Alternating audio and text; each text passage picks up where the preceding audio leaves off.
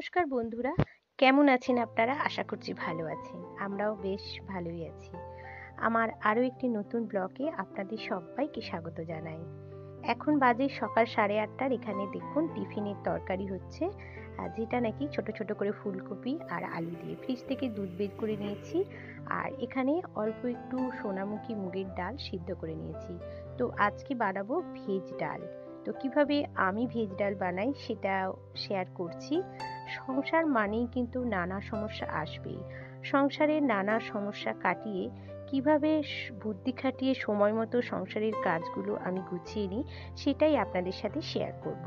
সঙ্গে থাকুন, আশা করছি ব্লগটা আপনাদের ভালো লাগবে। তো রান্না বান্না বসিয়ে দিয়েছি, তার কারণ হাজব্যান্ড যাবে অফিসে, আর আজকে ভেজ ডাল বানাবো। আর এখানে দেখুন ফুলকপি, বিনস, গাজর অল্প একটু ভাপিয়ে জলটা ফেলে দিয়েছি, আর ফোড়নে দিয়েছি একটা তেজপাতা, শুকনো লঙ্কা, আর অল্প একটু 1 টিস্পুন মতো জিরে। আর সমস্ত সবজিগুলো দিয়ে আমি একটু নাড়াচাড়া করে নেব, মানে হালকা করে একটু ভেজে নেব। আর এখানে দিয়ে দিলাম পরিমাণ মতো নুন আর হলুদ। বেশ সুন্দর করে কিন্তু এটা ভাজা ভাজা হয়ে গেছে। যেহেতু এটা ভেজ ডাল, একটু ভালো করে না ভাজলেও হবে না। আর আগে থেকে সিদ্ধ করা ডালটাও কিন্তু আমি অ্যাড করে দিলাম। আর যেহেতু এটা ভেজ ডাল হবে, ডালটা কিন্তু খুব সিদ্ধ করিনি, একটু দরদরা রেখেছি। আর ওপর থেকে পরিমাণ মতো গরম জলও আমি এখানে অ্যাড করে দিয়েছি। আমি কিন্তু এভাবেই ভেজ ডাল বানাই। যেহেতু এটা ভেজ ডাল, তাই 1 টিস্পুন মতো একটু মিষ্টি দিলাম। এটা অপশনাল, চাইলে আমরা নাও দিতে পারি। অনেকে হয়তো মিষ্টি খাওয়াটা পছন্দ করে না, তবে আমি কিন্তু এই ধরনের ডাল বানালে একটু মিষ্টি দিই। ব্যাস মোটামুটি প্রায় আমার ডালটা হয়েই গেছে, এবার নামিয়ে নেব। ওপর থেকে দিয়ে দিচ্ছি 1 টিস্পুন মতো ঘি। আর যেহেতু ভেজ ডাল, তো ঘিটা দিলে বেশ টেস্টটা ভালো আসে, তো তার জন্য মোটামুটি এটা আমি ফুটিয়ে নিয়েছি। এরপর এটা নামিয়ে নেব।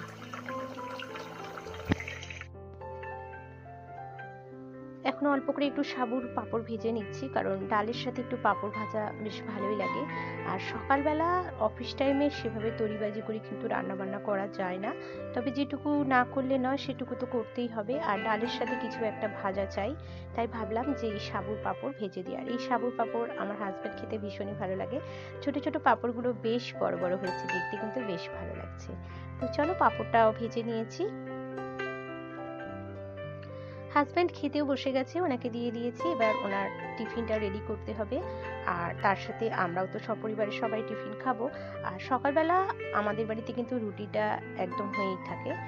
আর এখানে যেহেতু আগে হাজব্যান্ডকে ছাড়তে হবে, তাই এখানে ফয়েল পেপারটাও রেডি করে নিচ্ছি রুটি করার সাথে সাথে।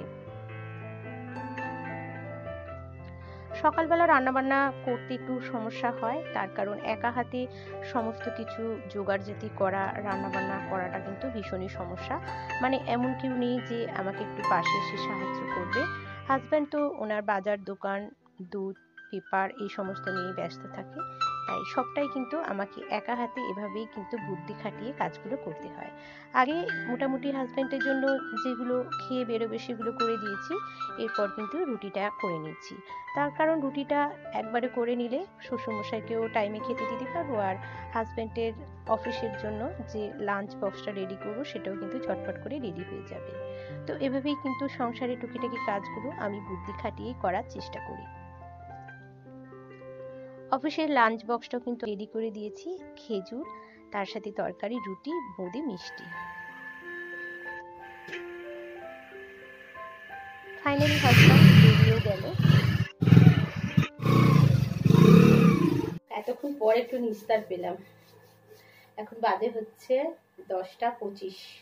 সেই সকাল থেকে চলছে আমার রান্নাঘরে, মানে ভাগাভাগি দৌড়াদৌড়ি। তো হাজব্যান্ডকে এখন ছেড়ে দিয়েছি, আর ছেলে আজকে স্কুলে যায়নি, তার কারণ হচ্ছে ওদের স্কুলে একটা প্রোগ্রাম হচ্ছে, কখন ছুটি হবে জানি না, তো তার জন্য আজকে ছেলে স্কুলে যেতে পারেনি। আর শ্বশুরমশাই এখনো টিফিন খায়নি, তো দেখো একই টিফিন, এই যে তরকারি আর রুটি আর হচ্ছে মিষ্টি, তো এটা শ্বশুরমশাইকে দেব। আর দেখো, মানে সকাল থেকে চাটা খাওয়ারও আমার সময় নেই, মানে দুধের প্যাকেট যেরকম আছে সেরকমই। আর শুধু হাজবেন্ডকে আর শ্বশুরমশাইকে একবার চা বানিয়ে দিয়েছিলাম, সেটা হচ্ছে গুঁড়ো দুধ দিয়ে। তো এই প্যাকেটটা কেটে যে আমি চা বানিয়ে খাবো সেই সুযোগ একেবারে পাইনি। তো যাই হোক, এখন যখন হয়নি তো এখন এটা প্যাকেটটা কাটবো, দুধটা জাল দেবো ছেলের জন্য, যাই হোক কমপ্লান বানাবো।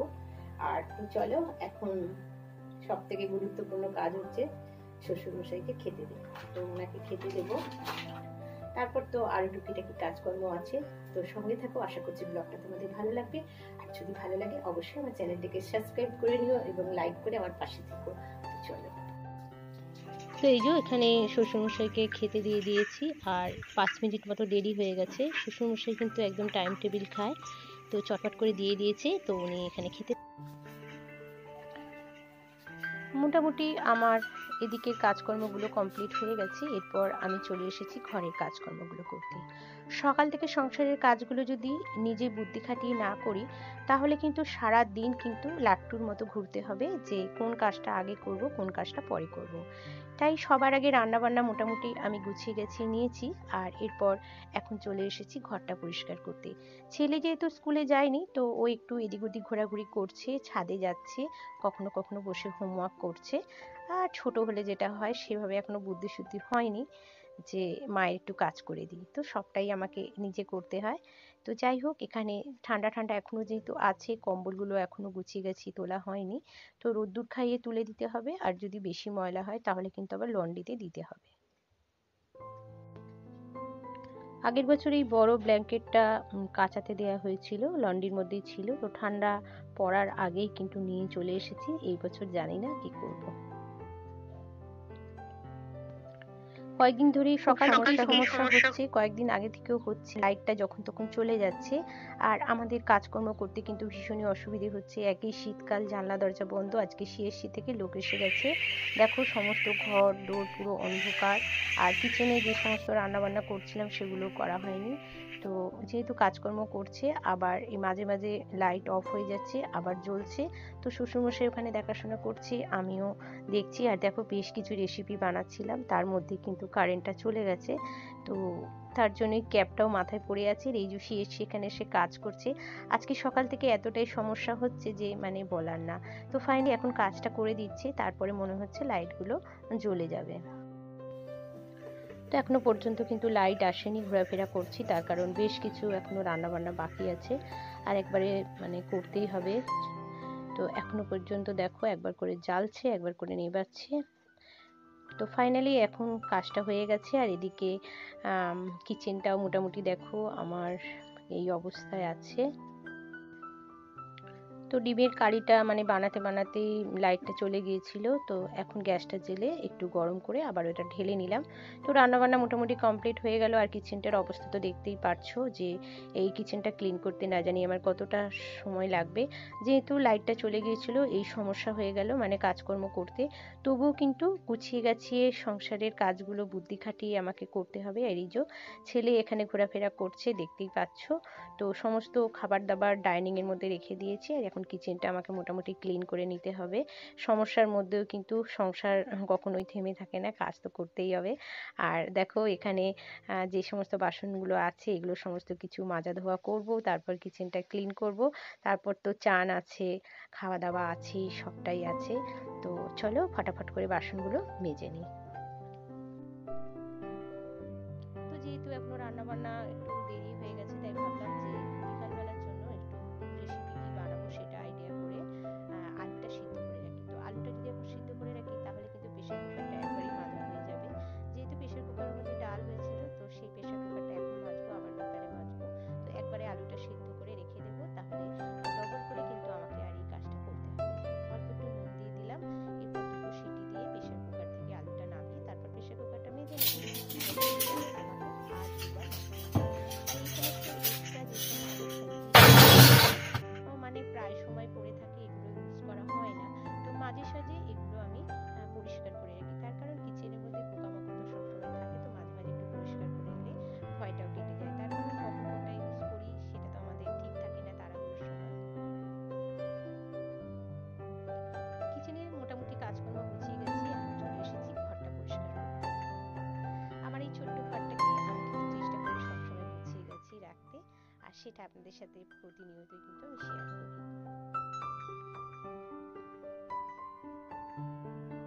রান্নাবান্না, কিচেন ক্লিন, কিচেনে বাসন টাসন সারা বাড়ি কিন্তু আমাকে ফিনাইল দিয়ে মুছতে হবে। আর সেই মোছার কাজটা হয়ে গেলেই কিন্তু আমি স্নানে যাব। তো এভাবেই সকাল থেকে চলছে আমার সাংসারিক কাজকর্ম। আর লাইটটা চলে যাওয়ার জন্য কিন্তু অনেকটাই কাজের গন্ডগোল হয়ে গেছে, কিন্তু মাথা গরম করলে কিছু করার নেই। বুদ্ধি খাটিয়ে কাজ করলে কিন্তু সময় মতো সংসারের কাজগুলো গুছিয়ে নেওয়া যেতেই পারে।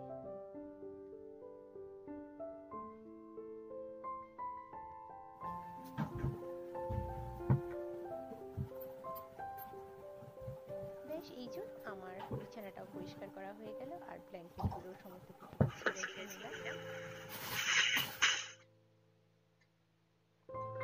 বেশ, আমার ঘরটাও কিন্তু খুব কম সময়ের মধ্যেই কিন্তু পরিষ্কার করা হয়ে গেল। সকালবেলা যদি এই দিকের কাজগুলো করতে আসি তাহলে কিন্তু ওই দিকের কাজগুলো আমার হয় না। আর কিচেনটাও মোটামুটি দেখতেই পাচ্ছ একেবারে কিন্তু ক্লিন করা হয়ে গেছে। তো আমি কিন্তু এভাবেই নিজের কাজগুলোকে গুছিয়ে গাছিয়ে করার চেষ্টা করি। ফ্যানটাও চালিয়ে দিয়েছি যাতে কিচেনটা একটু শুকিয়ে যায়। আর এখন চুলটা খুলে দিয়েছি। দেখো আমি এখন স্নানে যাব। তো স্নানে যাওয়ার আগে শুধু ডাইরেক্ট ফেস ওয়াশটা কিন্তু আমরা মুখে ইউজ করব না। সে যত দামি ফেস ওয়াশ হোক না কেন, আমি তো করি না। এর মধ্যে অল্প একটু বেসন আর টক দই, তার সাথে ফেস ওয়াশ মিশিয়ে কিন্তু একটা প্যাক বানিয়ে নিয়েছি। তো এটা আমি অ্যাপ্লাই করে নিচ্ছি। আর 10 মিনিট মতো ওটা ছেড়ে দেবো, তারপর কিন্তু প্লেন জলে ধুয়ে নেব। দেখো স্নান সেরে চলে এসেছি, এখন পুজো করার পালা। তো ব্যাস, সমস্ত কাজকর্ম গুছিয়ে আর সময় মতোই কিন্তু আমি স্নানটাও সেরে নিলাম।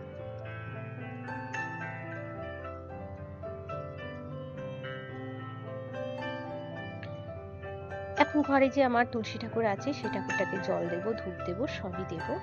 আর ছাদে চলে এসেছি, অল্প একটু রোদ্দুর আছে, তো চান করে এখন একটু একটু গরম পড়ে গেছে আর ছাদে এসে একদম দাঁড়ানো যাচ্ছে না। আগে যেরকম ছাদে এসে একটু ঘোরাফেরা করতাম, এখন মনে হচ্ছে ছাদ থেকে কখন যাব। মানে মানুষ এমনই যে তাদের শরীরে ঠান্ডাটাও মানে তারা নিতে পারে না, আর গরমটাও নিতে পারে না, আমরা এমনই। শ্বশুরমশাই এখানে খেতে বসে গেছে, ওনাকে খেতে দিয়ে দিয়েছি। আর যেটুকু বাকি আছে সেগুলো দেবো, যা একটু চাটনি দেবো, আর কি কি লাগবে সেগুলো দেবো। তো চলো বন্ধুরা, আমি সংসারের কাজগুলো সমস্যার মধ্যেও কিন্তু সময় মতো বুদ্ধি খাটিয়ে কিভাবে করলাম সেটাই আপনাদের সাথে শেয়ার করলাম। যদি আপনাদের ভালো লাগে তাহলে অবশ্যই আমার চ্যানেলটিকে সাবস্ক্রাইব করে আর লাইক করে আমার পরিবারে থেকে যেও। আর তো চলো, এখানে শ্বশুরমশাইকে তো খেতে দিয়েই দিয়েছি, আর ছেলের জন্যও কিন্তু খাবারের প্লেটিংটা করছি। তো ছেলে আর শ্বশুরমশাই দুজনকে খাইয়ে দিয়ে তারপরেই কিন্তু আমি আমার খাওয়া দাওয়াটাও সেরে নেব। ছেলে জানি না কোথায় এঘর ওঘর ছাদ কোথায় ঘোরাফেরা করছে। তো এখন মোটামুটি ওকে বেড়ে দিচ্ছি, তারপরে দিয়ে দেবো, ও এসে ও খাবারটাও খেয়ে নেবে। তো সময় থাকতে থাকতেই আমি সংসারের কাজগুলো গুছিয়ে নিলাম। বুঝতেই পারছো যে আমার শ্বশুরমশাই কিন্তু টাইমে খায়। 1:30 থেকে 1:45-র মধ্যেই কিন্তু ওনার খাওয়া দাওয়া কমপ্লিট হয়, আর তার মধ্যেই কিন্তু আমাকেও সংসারের কাজগুলো গুছিয়ে নিতে হয়। তবে সবসময় যে হয়ে ওঠে তা নয়, অনেক সময় কিন্তু বুদ্ধি খাটিয়ে আমি এভাবে সময় মতো সংসারের কাজগুলো গুছিয়ে নেওয়ার চেষ্টা করি। অনেকক্ষণ ধরে কাজ করছি, দেখো গলাটা একদম শুকিয়ে গেছে, তাই একটু জলও খেয়ে নিলাম। তো চলো বন্ধুরা, আজকের মতো এই পর্যন্ত। পরের দিন আবারও দেখা হচ্ছে নতুন কোনো ব্লগের সাথে। সবাই ভালো থাকো।